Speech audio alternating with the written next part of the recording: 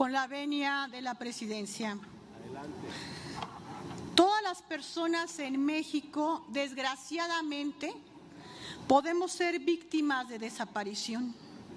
La desaparición forzada es el problema público más grave de nuestro tiempo en México. La crisis de personas desaparecidas viene acompañada de la crisis de violaciones a derechos humanos, detrás de la cual existen miles de nombres, miles de rostros, historias de vida truncada, familias destrozadas e infancias huérfanas. Detrás de esta crisis hay madres que han tomado la pala y el pico y con sus propios recursos se han dado a la tarea de buscar a sus familiares, llenando el hueco que ha dejado el Estado mexicano, que ha sido hasta ahora incapaz de atender esta crisis. La vida de las personas buscadoras ha cambiado 180 grados. Por ejemplo, pierden sus trabajos por las búsquedas de sus familiares, su patrimonio, y en muchas ocasiones se hacen responsables de los hijos e hijas de sus familiares desaparecidos y no reciben los apoyos institucionales que son indispensables para su sobrevivencia. Son ellas, las familias de las personas desaparecidas, las que se han enfrentado al crimen organizado, a la falta de presupuesto en las comisiones de búsqueda, a una Comisión Nacional de Derechos Humanos incapaz de ser contundente en la defensa de las víctimas y a las instituciones indolentes e ineficaces, a la falta de sensibilidad y de voluntad política de las autoridades. Es decir, las víctimas directas e indirectas no han accedido a la justicia, ni mucho menos a reparación del daño, y viven diariamente impunidad, frustración e indignación. Las familias son víctimas directas de estas violaciones a sus derechos humanos y son precisamente los colectivos y las organizaciones de la sociedad civil quienes no fueron incluidas plenamente en este proceso de reforma a la ley de la materia. Así lo han hecho saber más de 300 colectivos y personas buscadoras que en días pasados emitieron un comunicado señalando que la iniciativa era insuficiente e incluso indicando, y lo pongo entre comillas, que no sirve para la búsqueda de sus familiares desaparecidos. Hay que decirlo con todas sus letras. En este proceso no hubo una consulta amplia, pública e inclusiva de todas las voces, colectivos y personas expertas en la materia.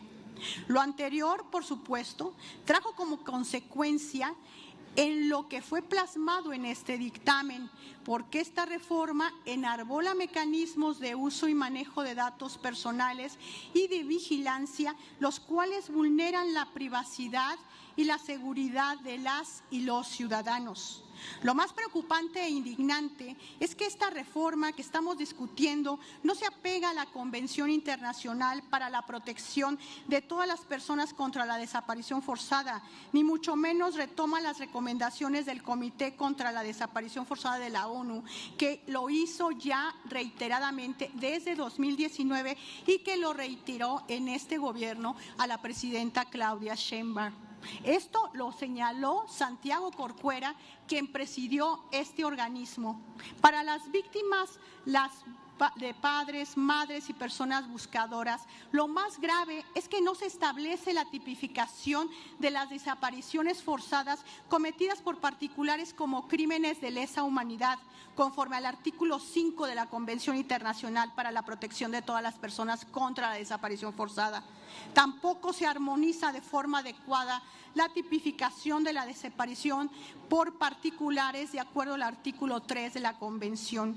Asimismo, no se esclarece cómo determinar la responsabilidad penal de los superiores jerárquicos en la desaparición de personas.